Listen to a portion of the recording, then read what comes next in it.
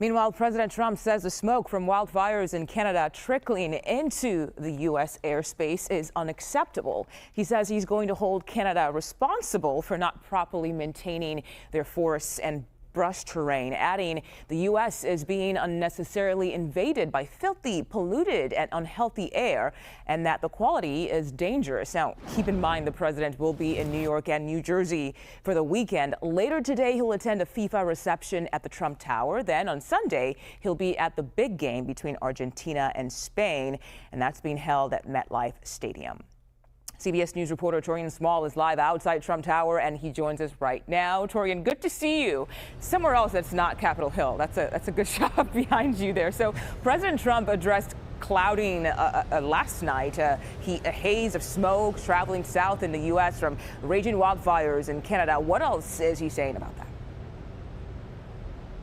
Yeah, I mean, as you pointed out in that Truth Social post, he says that he has a call coming up with the Prime Minister of Canada to discuss this, even threatening to target tariffs against China or against Canada in order to, in his words, punish them for not doing enough to really get a tamp down on these wildfires. He's categorized this as an ongoing problem that the U.S. faces from its neighbors from the north.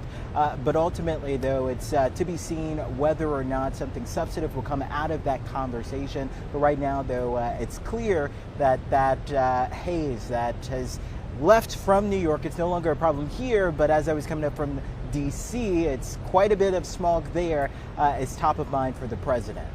Okay, so let's talk about the president's speech from just last night. A lot of reaction rolling in from that. What are election experts saying? Yeah, I mean, really going through with a fine-tooth comb of some of the claims and allegations that the president made yesterday. A lot of election experts say that it was either misleading or just lacking evidence to prove the veracity of some of the claims that the president was making yesterday. Our David Becker was on our special report yesterday, and this is what he had to say about the brevity of what the president was laying out yesterday. This was supposed to be the big reveal.